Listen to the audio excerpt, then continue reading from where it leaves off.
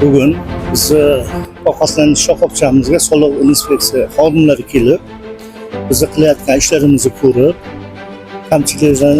kamchiliklarni hammasini aytib berishdi. Biz bularni bartaraf qilamiz.